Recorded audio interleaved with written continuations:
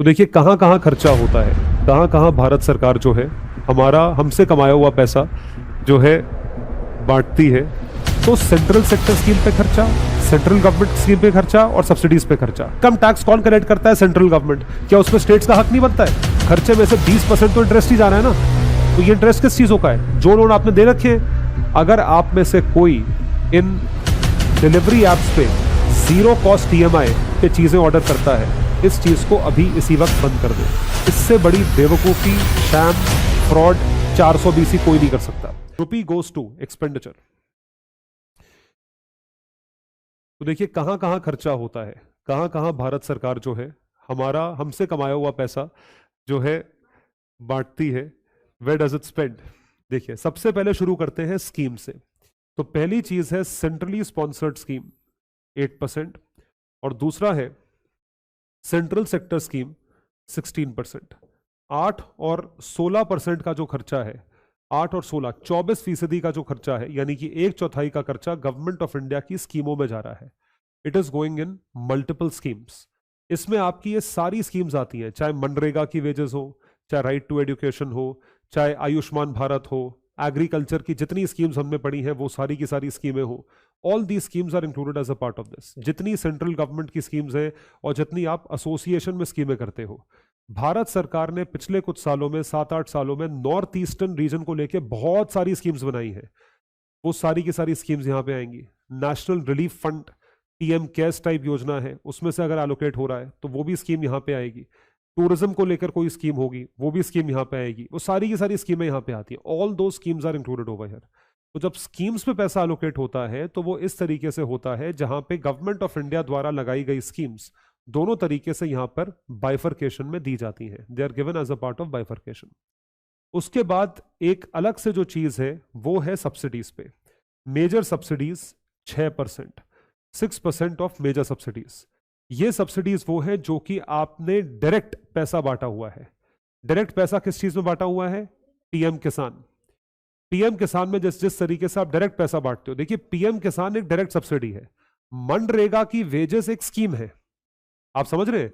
उसमें तुम काम करोगे तो तुम्हें वेजेस मिलेंगे, वो सब्सिडी नहीं है, it is not a subsidy. लेकिन जब सब्सिडीज में आप डायरेक्ट पैसा बांट रहे हो, वो चीज मेजर सब्सिडीज में आएगी। उसमें सबसे बड़ी सब्सिडी यही है। This is the biggest subsidy. Government of India बहुत सारी चीजें प्रोक्योर करती है, उसका पैसा देती है, तो वो सब्सिडी नहीं है। That is something that you have procured and you have given.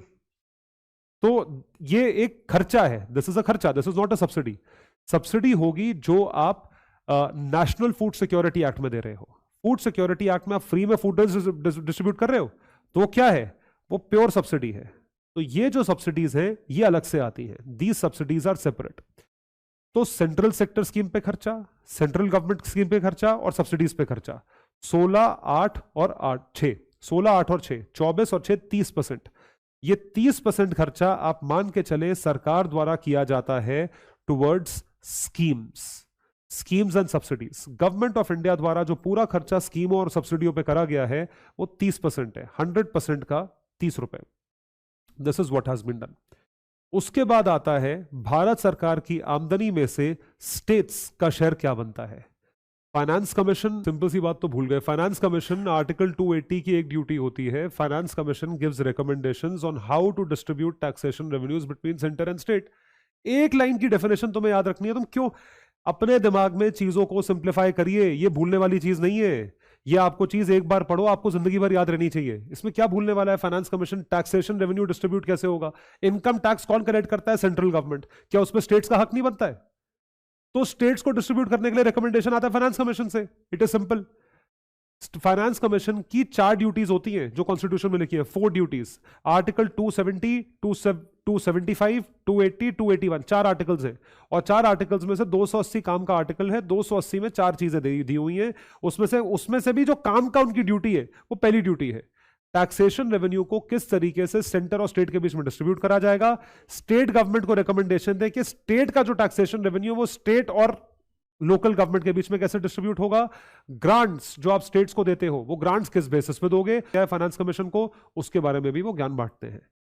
So finance commission and other transfers, finance commission ने जो रेकमेंड करा, और उसके सिवा अदर ट्रांसफर्स का मतलब है इसमें ग्रांट्स वांट्स आए, and state share of taxes and duties 22%। तो ये दोनों चीजें आपको इन टोटालिटी यहां पे जो है बताती हैं 4 और 5। 30% जो है distribution of taxes to the states, finance commission and other grants and donations या इन सब चीजों को लाया जाता है। तो 30% स्टेट्स को दिया जाता है। ऑब्वियस सी बात है, बहुत सारी चीजों का खर्चा स्टेट गवर्नमेंट्स करती हैं, और काफी सारे स्टेट्स के स्पेशल कैटेगरी स्टेटस भी हैं, उनको आपको एक्स्ट्रा फंड्स देने पड़ते हैं स्पेशल कैटेगरी स्टेटस को। तो ये है। उसके सिवा देश के डिफेंस, नेशनल सिक्योरिटी के ऊपर 8% का खर्चा है। इस 8% के खर्चे में पेंशन्स नहीं आती हैं, ये सिर्फ डिफेंस का खर्चा है। डिफेंस एक्सपेंडिचर में आपके जितने भी डिफेंस के मेंटेनेंस की चीजें हैं, operations, arms, emanations, artillery, maintenance of borders, secure and peace loving borders, salaries, ये सब चीजें जो हैं ये डिफेंस पे आती हैं। प्रोक्योरमेंट ऑफ एनीथिंग मेजर, ये डिफेंस के खर्चे में आता है। मतलब पूरी नेशनल सिक्योरिटी के 100 पूरे बजट का 8% पैसा आप डिफेंस पे खर्च कर रहे हो। ये एलोकेशन अच्छा एलोकेशन है, सब बहुत ज्यादा एलोकेशन नहीं है, लेकिन अच्छा एलोकेशन है। अच्छे एलोकेशन का मतलब भी आपको समझा देता हूं क्या है। जिस तरीके से हम ये बोलते हैं कि हमारे जीडीपी का जो हेल्थ पे खर्चा होता है वो बहुत कम है, उस खर्चे को डबल करना है। अगर हमारा खर्चा जो है हेल्थ पे मान लीजिए 1% ऑफ जीडीपी है, तो उसको 2% पे लेकर आना है या 2.5% पे लेकर आना है। हम उसे 1.2 पे लेकर आ पाए हैं।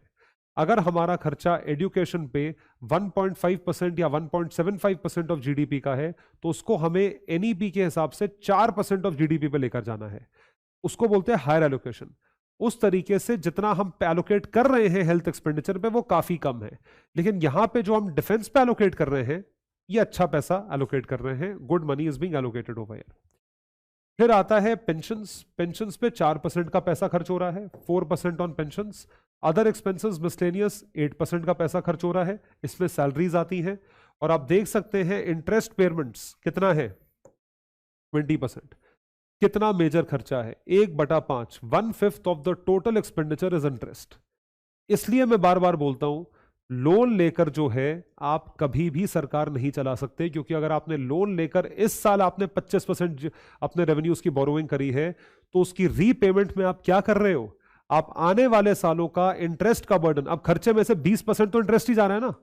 तो ये इंटरेस्ट किस चीजों का है, जो लोन आपने दे रखे हैं 20 साल पहले के, 10 साल पहले के, 5 साल पहले के, पिछले साल के, जितने आपने लोन दे रखे हैं सब पे इंटरेस्ट जा रहा है। और ये तो सिर्फ इंटरेस्ट है, इसके ऊपर क्या पे करना है, प्रिंसिपल अमाउंट भी तो रीपे करना है। सो ऑल दोस हैव, तो ये सारी की सारी चीजें जो है आप खुद देख सकते हैं कि 20% इंटरेस्ट पेमेंट, इतना मैसिव इंटरेस्ट पेमेंट जो है वो हो रहा है। तो we should be very careful before taking a loan. जितने भी लोग क्रेडिट कार्ड के कॉन्सेप्ट पे चलते हैं, अगर हाउस होल्ड के लेवल की बात कर रहा हूं, मैं बहुत डिस्करेज करता हूं। क्रेडिट कार्ड तो चलिए फिर एक्सेप्टेबल है, अगर आप में से कोई इन डिलीवरी एप्स पे 0 कॉस्ट ईएमआई पे चीजें ऑर्डर करता है, इस चीज को अभी इसी वक्त बंद कर दें। इससे बड़ी बेवकूफी, शैम, फ्रॉड 420 कोई नहीं कर सकता। और अगर आप उस 420 में फंस जाते हो तो वो तो बहुत क्लेवर है, आपको उन्होंने फंसा लिया।